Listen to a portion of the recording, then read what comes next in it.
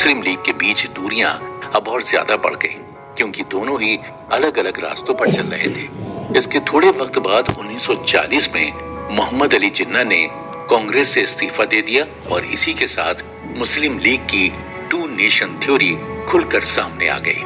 लेकिन जिन्ना की ये टू नेशन थ्योरी काफी उलझन भरी थी, क्योंकि उस टू नेशन थ्योरी में जिन्ना ने कुछ भी साफ साफ नहीं बताया था। इसमें कई ऐसे सवाल थे जिनका जवाब मुस्लिम लीग के पास नहीं था, जैसे ये दो अलग अलग देश काम कैसे करेंगे, इनकी इकोनॉमी कैसे काम करेगी और इनमें बाकी व्यवस्था कैसी होगी। मगर ऐसे कई बड़े सवालों के बीच जिन्ना की ये टू नेशन थ्योरी काफी पॉपुलर होने लगी।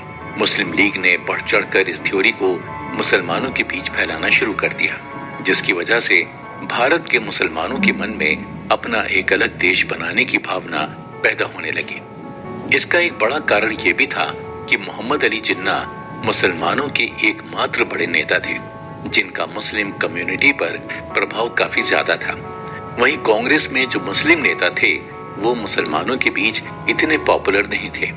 इस वजह से वो भारत के मुसलमानों को ये भरोसा नहीं दिला पाए कि वो उनकी भलाई के लिए काम कर सकते थे। तो चलिए दोस्तों, अब एक बार फिर चलते हैं भारत छोड़ो आंदोलन पर। मार्च 1942 में ब्रिटिश सरकार ने भारत में एक कमेटी भेजी जिसे ब्रिटेन के वॉर कैबिनेट के एक मेंबर स्टेफोर्ड क्रिप्स लीड कर रहे थे। स्टेफोर्ड क्रिप्स ने भारत में एक क्रिप्स मिशन की शुरुआत की, जिसका उद्देश्य कांग्रेस के साथ बातचीत करके उन्हें सेकेंड वर्ल्ड वॉर में ब्रिटेन की मदद करने के लिए मनाना था। इसके बदले में ब्रिटिशर्स भारत की राजनीति में कांग्रेस की सीटें और ज्यादा बढ़ा देते, जिससे कांग्रेस को ज्यादा ताकत मिल जाती। लेकिन ब्रिटिश सरकार का ये क्रिप्स मिशन पूरी तरह से फेल हो गया। इसका सबसे बड़ा कारण ये था कि उस वक्त तक कांग्रेस के नेताओं में भी भारत को पूरी तरह आजादी दिलाने यानी कि पूर्ण स्वराज की इच्छा धीरे धीरे जागने लगी थी। जब ब्रिटिश सरकार ने कांग्रेस की सुने बिना भारत को युद्ध में शामिल किया था, तो इसका विरोध इंग्लैंड तक में होने लगा। उस वक्त ब्रिटेन के प्राइम मिनिस्टर विंस्टन चर्चिल पर अपोजिशन पार्टी भारत को बेवजह युद्ध में घसीटने का आरोप लगा रही थी। इन गंभीर हालात में चर्चिल ने भारत में स्थिति संभालने के लिए 1 अगस्त ऑफर दिया। इस ऑफर में उन्होंने एक बार फिर कांग्रेस के आगे एग्जीक्यूटिव काउंसिल की सीटें बढ़ाने का ऑफर रखा। इसके साथ ही उन्होंने काउंसिल में और ज्यादा भारतीयों को शामिल करने की बात भी की। लेकिन मुस्लिम लीग और कांग्रेस दोनों ने ही इस ऑफर को ठुकरा दिया। वहीं दूसरी तरफ देश में चल रहा भारत छोड़ो अभियान एक ऐसा मूवमेंट बनकर सामने आया था जो भारत की लगभग सभी कम्युनिटीज को साथ लाया था। लेकिन तब भी कुछ ग्रुप्स ऐसे थे जिन्होंने इस मूवमेंट का विरोध किया था। इन ग्रुप्स में मुस्लिम लीग और प्रिंसली स्टेट्स शामिल थे। इसके साथ ही शुरुआत में हिंदू महासभा ने भी इस मूवमेंट का आधिकारिक तौर पर विरोध किया था। विनायक दामोदर सावरकर, जो उस वक्त हिंदू महासभा के प्रेसिडेंट थे, उन्होंने इस मूवमेंट में हिस्सा न लेने का फैसला किया था। लेकिन बाद में जब कांग्रेस पार्टी ने उन्हें समझाया, तो सावरकर ने भी हिंदू महासभा के साथ मिलकर इस मूवमेंट में कांग्रेस का साथ देने का फैसला किया। लेकिन मुस्लिम लीग पूरी तरह से इस मूवमेंट के खिलाफ थी। इसी वजह से उन्होंने सभी मुसलमानों से भी इस मूवमेंट में हिस्सा न लेने को कहा था।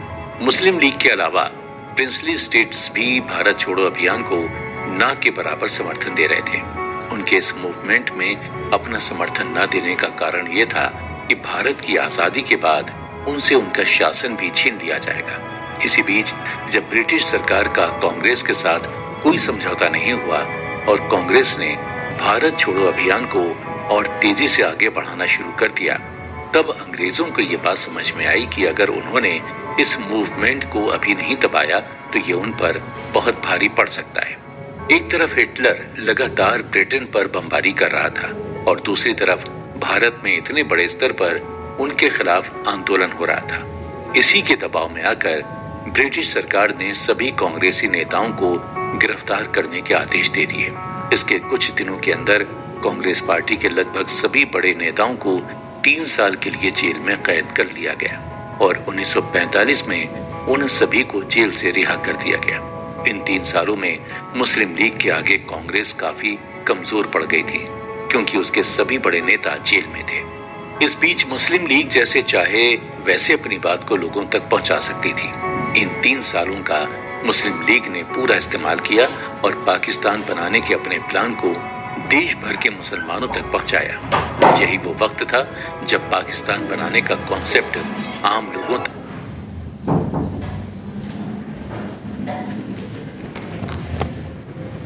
तक सीधे सीधे पहुंचा था। इसकी वजह ये थी कि इससे पहले तक लोग मुस्लिम लीग को कांग्रेस के विकल्प के तौर पर नहीं देख रहे थे। ये बात 1937 के चुनावों में भी देखी गई थी, जब मुस्लिम लीग को बहुत बड़े अंतर से हार का सामना करना पड़ा था। लेकिन 1945 तक ये कहानी पूरी तरह से बदल चुकी थी। जहां कांग्रेस के बड़े नेता जेल में बंद थे, वहीं मुस्लिम लीग बाहर रहकर अपनी योजना को पूरा कर रही थी। कांग्रेस के लिए दोनों काम एक साथ करना संभव नहीं था।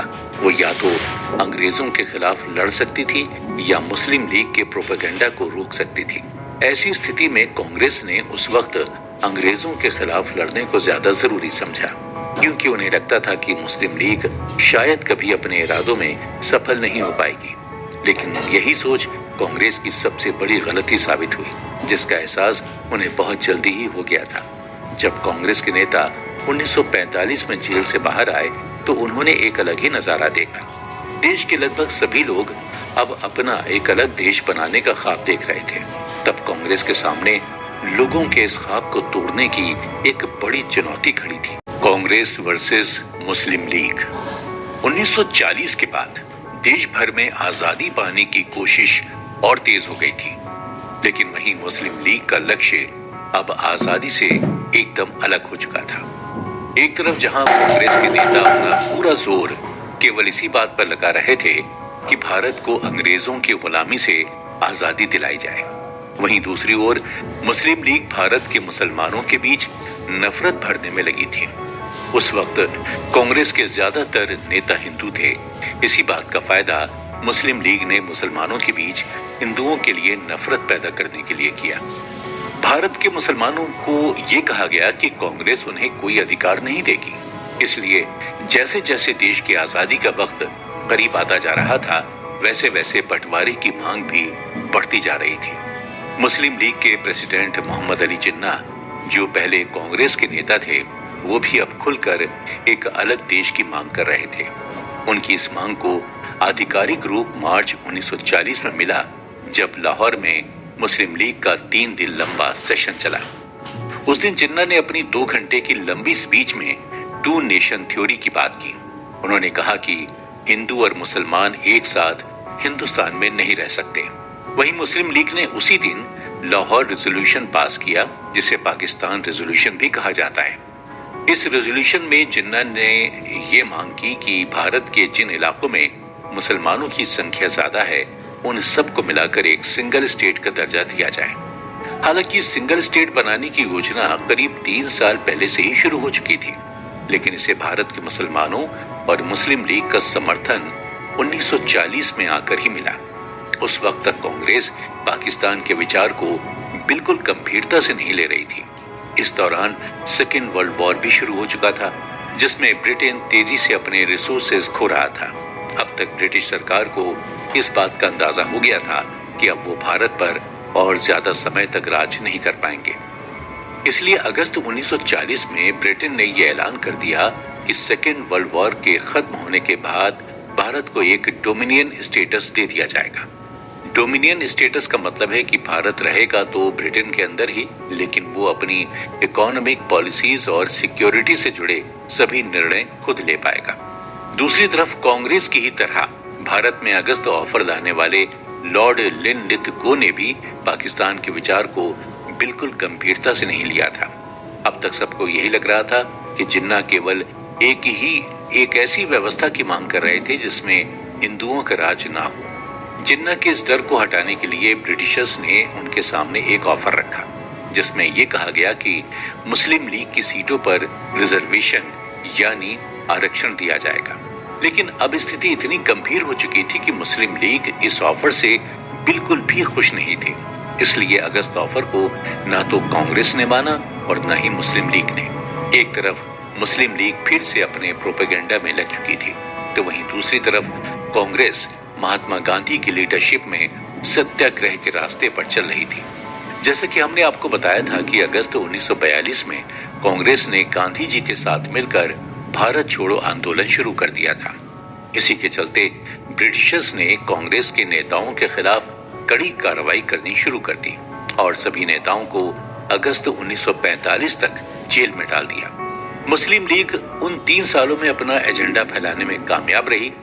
मुस्लिम लीग ने उस वक्त मुसलमानों के बीच कांग्रेस के खिलाफ जहर घोलने का काम किया। उस वक्त कांग्रेस के कई बड़े मुस्लिम नेता जैसे अबुल कलाम आजाद, AK फजलुल हक, हयात खान इत्यादि सब जेल में थे और मुस्लिम लीग की इस योजना को रोकने में नाकाम थे। कांग्रेस के पास अब इंतजार करने के अलावा दूसरा कोई रास्ता नहीं बचा था। उधर धीरे धीरे ब्रिटिशर्स मुस्लिम लीग को मुस्लिम पक्ष की बात रखने वाली एकमात्र पार्टी समझने लगे थे। अगस्त 1945 में जब कांग्रेस के सभी नेताओं को जेल से रिहा कर दिया गया था, उसके बाद कांग्रेस को भी ये बात समझ में आ गई कि अब वो मुस्लिम लीग की मांग को ज्यादा दिनों तक टाल नहीं पाएंगे। सत्याग्रह की आग पूरे देश में फैल चुकी थी और ब्रिटिश सेना भी इस आग से बच नहीं पाई। जनवरी 1946 में भारतीय सैनिकों ने ब्रिटिशर्स के खिलाफ कई विरोध प्रदर्शन किए। मुंबई, कोलकाता, मद्रास और कराची, इन सभी जगहों पर सेना द्वारा लगातार विरोध प्रदर्शन हो रहे थे। वहीं दूसरी तरफ ब्रिटेन में भी राजनीतिक हालात काफी बदल चुके थे। युद्ध के बाद ब्रिटेन के राजनीतिक हालात अब पहले जैसे नहीं थे। विंस्टन चर्चिल, जो ब्रिटेन के सेकेंड वर्ल्ड वॉर जीतने का सबसे बड़ा कारण थे, वो युद्ध के ठीक बाद हुए चुनावों में हार गए थे।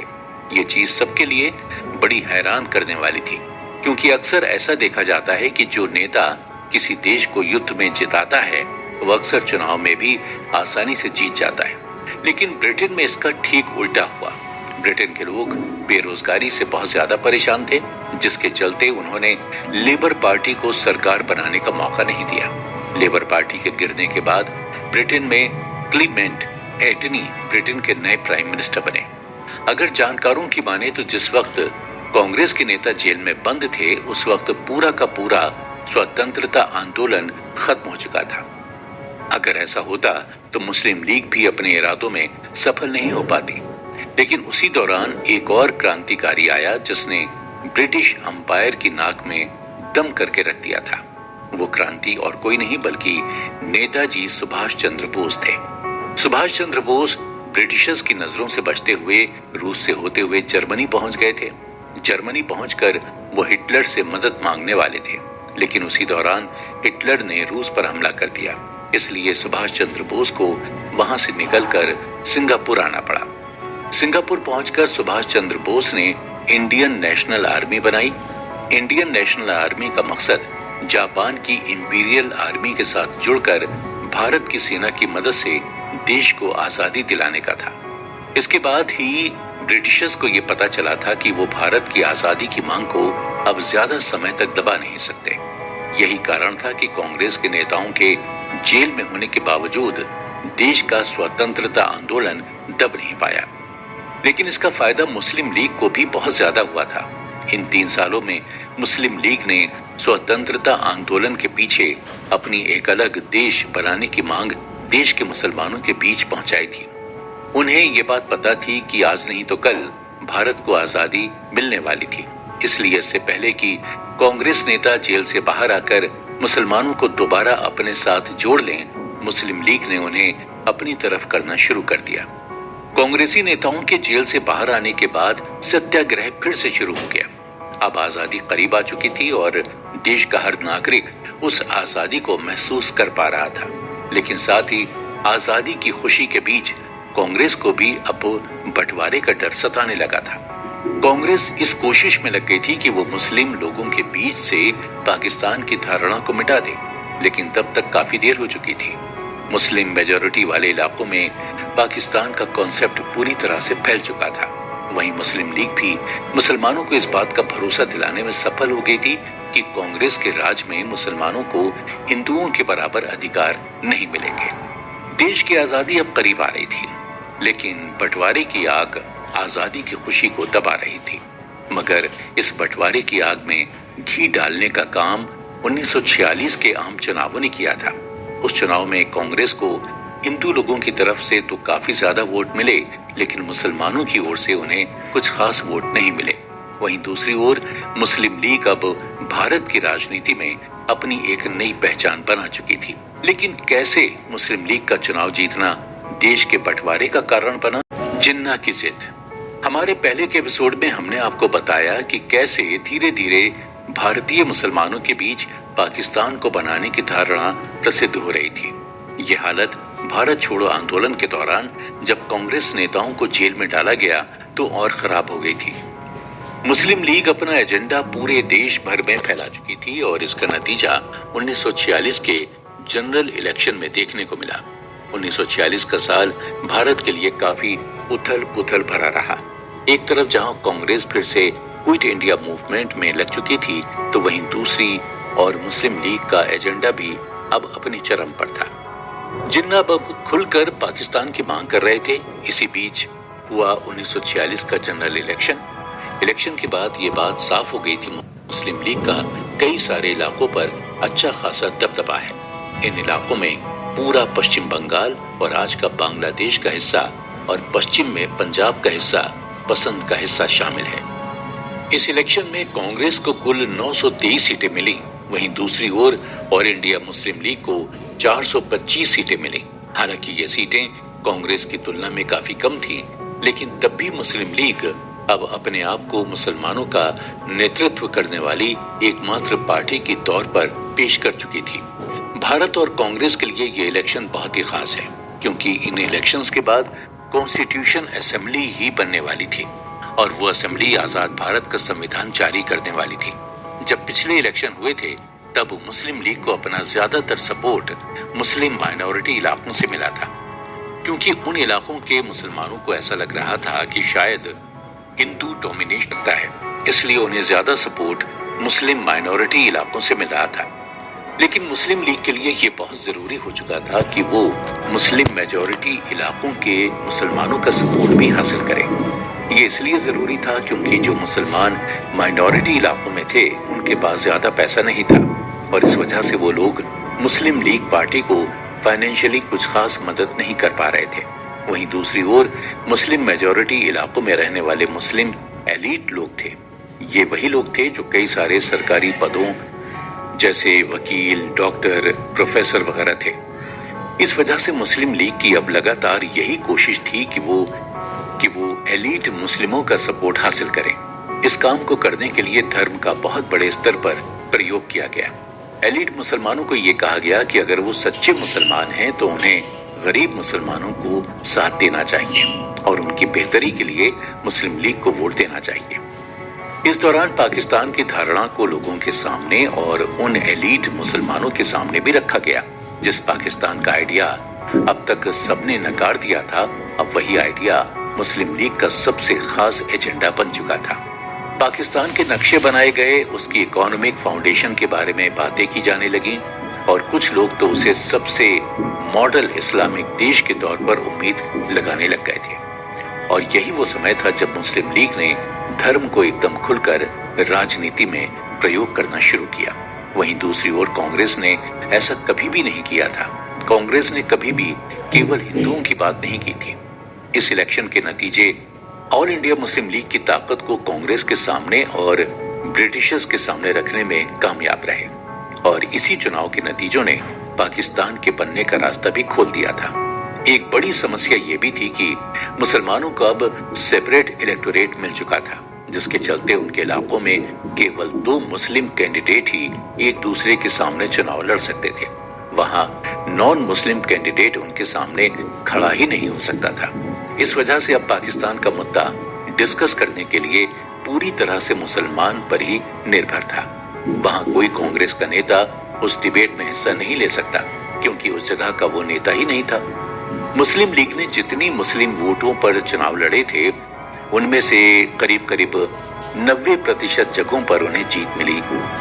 कांग्रेस ने इन नतीजों के बाद असम, बिहार, मुंबई, मद्रास, उड़ीसा जैसे उनकी मेजॉरिटी वाले इलाकों में अपनी मिनिस्ट्री बनाई। वहीं मुस्लिम लीग ने बंगाल और सिंध में अपनी गवर्नमेंट बनाई। मुस्लिम लीग का इतना सीटें पाना एक हिसाब से भारतीय मुसलमानों की पाकिस्तान के लिए हामी भरना था।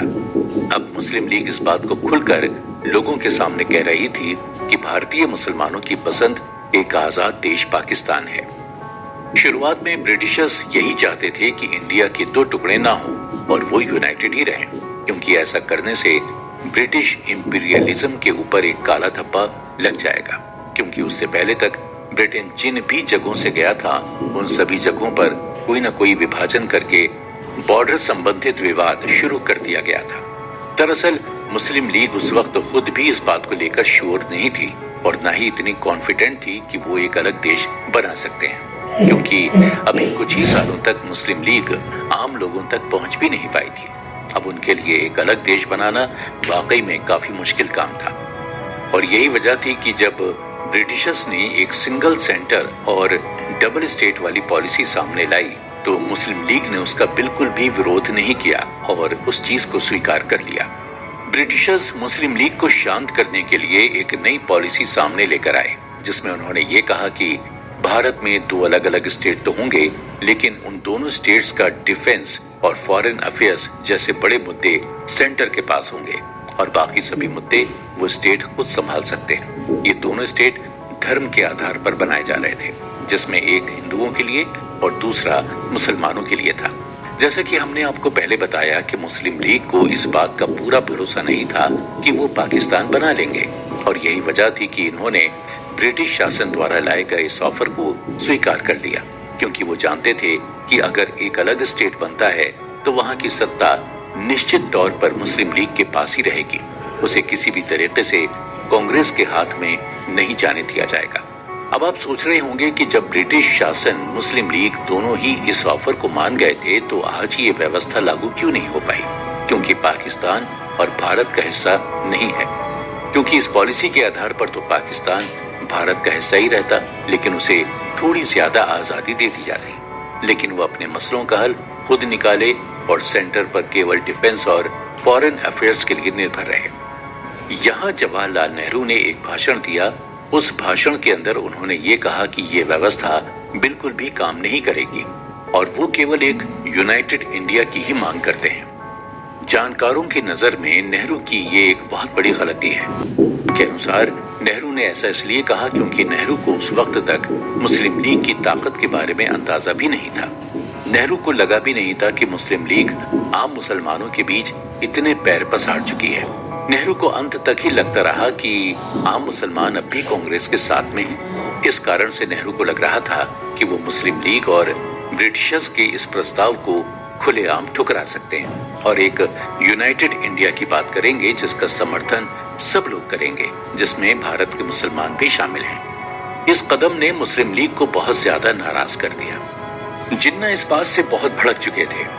कैबिनेट मिशन जो मुस्लिम लीग को खुश करने के लिए लाया गया था उसे बंद कर दिया गया, क्योंकि नेहरू ने उसके ऑफर को मानने से साफ इनकार कर दिया था। और यहाँ से शुरू होता है भारत और पाकिस्तान के बीच एक बंटवारे की लाइन खींचने का सफर। 16 अगस्त साल 1946 ये शायद पहला ऐसा दिन था जब निर्दोष लोगों को बंटवारे की राजनीति का शिकार होना पड़ रहा था। ये दिन था डायरेक्ट एक्शन डे।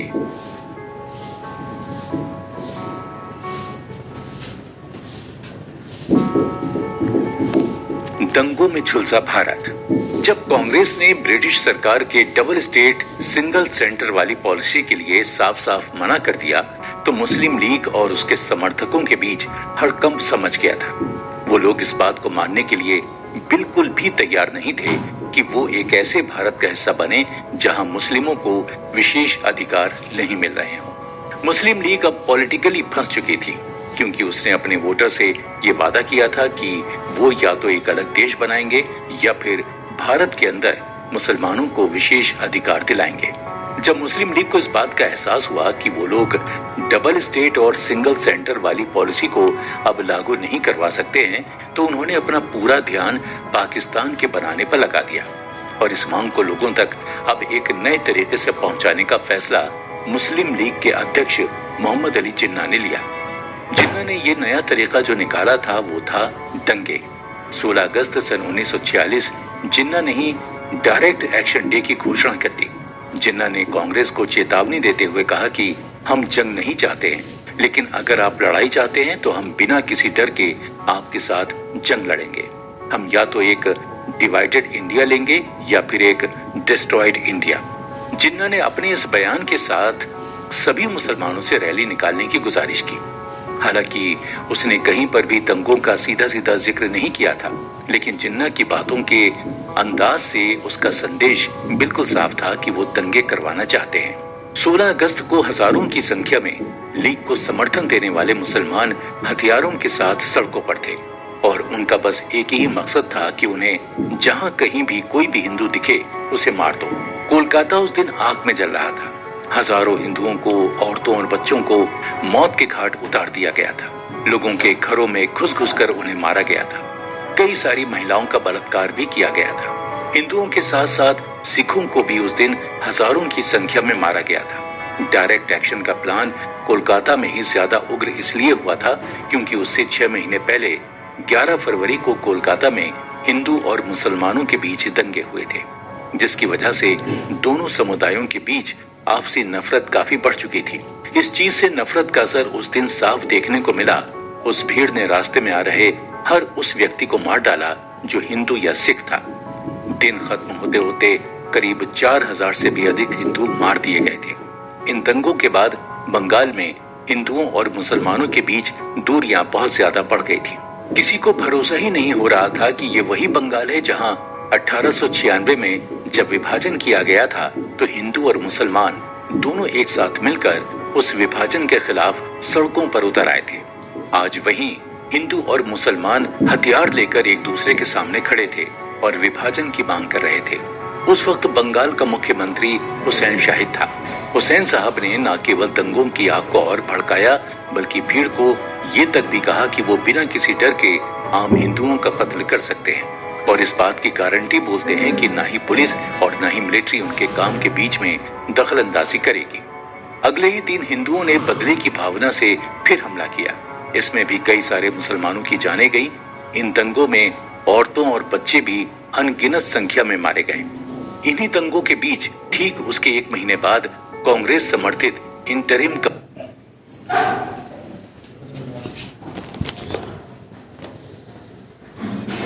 गवर्नमेंट बनाई गई और जवाहरलाल नेहरू को यूनाइटेड इंडिया का प्रधानमंत्री घोषित किया गया। जहां एक तरफ कांग्रेसी इस बात को समझ नहीं पा रहे थे कि दंगे कैसे हुए हैं, वहीं दूसरी ओर मुस्लिम लीग अपना काम काफी हद तक पूरा कर चुकी थी। वो भारत के मुसलमानों को ये समझाने में कामयाब हो गई थी कि कांग्रेस उनके साथ बिल्कुल भी नहीं है और यही रीजन था कि कोलकाता के बाद नोआखाली बिहार और रावलपिंडी में भी हिंदू और मुसलमानों के बीच बड़े स्तर पर दंगे देखे गए। अगर हम भारत और पाकिस्तान के विभाजन के कारणों को देखें तो इसमें डायरेक्ट एक्शन डे का बहुत बड़ा योगदान है। ये कांग्रेस के लिए एक अवेकनिंग कॉल थी। इन्हें इस बात का भ्रम नहीं था कि मुस्लिम लीग आम मुसलमानों के बीच पॉपुलर नहीं है। कांग्रेस ने दंगों के बाद भी ये नहीं कहा कि वो हिंदुओं के समर्थन में है। नेहरू हमेशा से कांग्रेस को एक सेकुलर पार्टी बनाकर रखना चाहते थे और यही कारण था कि उस वक्त कांग्रेस के प्रेसिडेंट मौलाना अबुल कलाम आजाद थे। लेकिन मौलाना आजाद का प्रेसिडेंट होना भी मुस्लिम लीग द्वारा भरी नफरत की भरपाई नहीं कर सकता था। विशेष तौर पर बंगाल में मुस्लिम लीग ने अपनी पकड़ बहुत ज्यादा मजबूत कर दी थी। वहां के अमीर से लेकर गरीब वर्ग तक हर व्यक्ति मुस्लिम लीग को समर्थन दे रहा था। कांग्रेस के पास अब चुपचाप चीजों को देखने के अलावा कोई और दूसरा रास्ता नहीं बचा था, क्योंकि एक ओर जहां देश की आजादी की बात चल रही थी तो वहीं दूसरी ओर मुस्लिम लीग को अपना प्रोपेगेंडा फैलने से रोकना लगभग असंभव था। कांग्रेस को ये बात पता थी कि अगर वो अपना ध्यान मुस्लिम लीग को ज्यादा देने लग गए तो शायद देश की आजादी को थोड़ा और वक्त लग सकता है और कांग्रेस ऐसा बिल्कुल भी नहीं चाहती थी। कांग्रेस के सभी नेता जल्द से जल्द भारत को आजाद देखना चाहते थे और ये वजह थी कि उन्होंने डायरेक्ट एक्शन डे के बाद जिन्ना से किसी तरह की मीटिंग नहीं की और न ही उन्हें जिन्होंने जिन्ना को समझाने की कोशिश की और सीधे जवाहरलाल नेहरू को इंटरिम गवर्नमेंट का प्राइम मिनिस्टर घोषित कर दिया। कांग्रेस के अंदर अगले दिन नेताओं को ये समझ में लग गया था कि वो देश का विभाजन अब रोक नहीं सकते, और इस बात को जिस आदमी ने सबसे पहले समझा और वो थे सरदार वल्लभ भाई पटेल। डायरेक्ट एक्शन डे के बाद वल्लभ भाई पटेल जिन्ना से बहुत ज्यादा नाराज थे। उन्हें इस बात का पूरा अंदाजा था कि अगर जल्द से जल्द हिंदू और मुसलमानों के बीच इस कम्युनल टेंशन को खत्म नहीं किया गया तो वो ये चीज धीरे धीरे हिंदू और मुसलमानों के बीच सिविल वॉर में तब्दील हो सकती है। पटेल ने धीरे धीरे कांग्रेस के बाकी नेताओं को भी ये समझाना शुरू किया कि या तो वो जल्द से जल्द जिन्ना को इंटरिम गवर्नमेंट में साथ लेकर आए या फिर वो देश के विभाजन की तैयारी कर लें। उधर ब्रिटिश सरकार भी अब भारत की आजादी के लिए ज्यादा देर नहीं करना चाहती थी, और इसीलिए अब ब्रिटिश सरकार ने यह फैसला लिया कि वो लॉर्ड माउंटबेटन को भारत भेजेंगे और उनको भारत को आजाद कराने की जिम्मेदारी सौंपी गई। लेकिन लॉर्ड माउंटबेटन जब भारत आए तो उनके सामने भारत टूटने के लिए तैयार दिखाई दे रहा था।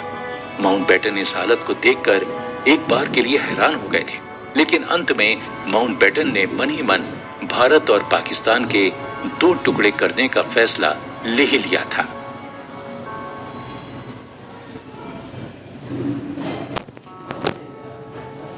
माउंटबेटन की एंट्री। दूसरे विश्व युद्ध के बाद ब्रिटेन में राजनीतिक परिस्थितियां अब पहले जैसे नहीं थी। जैसे कि हमने आपको पहले बताया था कि ब्रिटेन में अब नए प्रधानमंत्री आ चुके थे और उनका नाम था क्लीमेंट एटली। क्लीमेंट शुरुआत से ही भारत की आजादी के समर्थन में थे और ये समर्थन साल 1920 से एक विपक्षी नेता के तौर पर कर रहे थे। जैसे ही लेबर पार्टी की क्लीमेंट एटली को सत्ता मिली, उन्होंने रॉयल फैमिली के साथ भारत की आजादी के बारे में चर्चा करनी शुरू कर दी और भारत की आजादी की जिम्मेदारी क्वीन विक्टोरिया के रिश्तेदार लुइस माउंटबेटन को सौंपी गई। माउंटबेटन को भारत के आखिरी वायसराय के तौर पर भेजा गया था। जब वायसराय भारत आए तो दिल्ली, मुंबई और रावलपिंडी में बहुत बड़े स्तर पर धार्मिक दंगे देखे गए। माउंटबेटन के आते ही ये बात समझ में आ चुकी थी कि अब पार्टीशन को रोकना असंभव है। 22 मार्च 1947 को लंदन से माउंटबेटन भारत आ गए थे। माउंटबेटन को लंदन से ये आदेश मिला हुआ था कि वो 30 जून साल 1948 तक धीरे धीरे पावर को ब्रिटेन से भारत के हाथ में ट्रांसफर करें। लेकिन जब माउंटबेटन ने भारत के अंदर इतने बड़े स्तर पर कम्युनल टेंशन देखी तो उन्होंने ये फैसला लिया कि वो जितनी जल्दी हो सके ये पावर ऑफ ट्रांसफर करने वाले हैं। हालांकि माउंटबेटन के सभी सलाहकारों ने भी उनको यही सलाह दी थी कि वो धीरे धीरे से पावर का ट्रांसफर करें, लेकिन एक तो देश की परिस्थिति और दूसरे ब्रिटेन में माउंटबेटन का नेवल करियर रुका हुआ था। इन दोनों कारणों की वजह से माउंटबेटन ने 15 अगस्त को भारत को आजाद करने का फैसला किया। ऐसा नहीं था कि माउंटबेटन ने भारत के विभाजन को रोकने की कोशिश नहीं की थी। ये धारणा काफी बड़े स्तर पर आम लोगों के मन में थी कि भारत के विभाजन का कारण ब्रिटिश सरकार थी, लेकिन सच्चाई इससे काफी अलग है।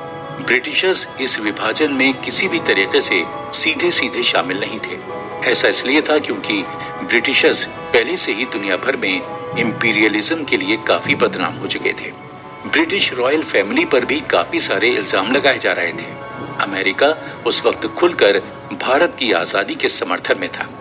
अफ्रीका में जब कुछ देशों को आजादी मिली तो वहां पर भी बड़े स्तर पर दंगे हुए और वहां पर भी ये पार्टीशन करके आए थे। इस वजह से ब्रिटिश गवर्नमेंट को ये बात पता थी कि अगर उन्होंने भारत के साथ भी ऐसा ही किया तो दुनिया भर में उनके ऊपर काफी सवाल उठने वाले हैं। और यही कारण था कि माउंटबेटन ने जिन्ना को कई बार मनाने की कोशिश की ताकि वो एक यूनाइटेड भारत के लिए मान जाएं, लेकिन जिन्ना इस बात के लिए कभी भी तैयार नहीं हुआ। माउंटबेटन ने जिन्ना को बताया कि कैसे अगर पाकिस्तान बनता है तो उसके 2 अलग अलग हिस्से होंगे, उसमें से एक हिस्सा पश्चिम की तरफ होगा और दूसरा हिस्सा पूर्व की तरफ। ऐसे में उन दोनों हिस्सों का मैनेजमेंट करना बहुत ही मुश्किल हो जाएगा। लेकिन माउंटबेटन की इन सभी दलीलों के बाद भी जिन्ना अपनी मांग से बिल्कुल भी नहीं हटा। अब माउंटबेटन भी विभाजन के लिए तैयार हो गए थे। इन सब के बावजूद एक बड़ा आरोप जो माउंटबेटन पर लगता है वो ये है कि महात्मा गांधी जब माउंटबेटन से मिले थे तो उन्होंने पार्टीशन का पुरजोर विरोध किया था। उन्होंने माउंटबेटन से कहा कि वो जिन्ना को बुलाएं और उन्हें ये कहें कि वो इंटरिम गवर्नमेंट में जो चाहे वो पद हासिल कर लें, लेकिन ऐसा कहा जाता है कि माउंटबेटन ने यह बात कभी जिन्ना से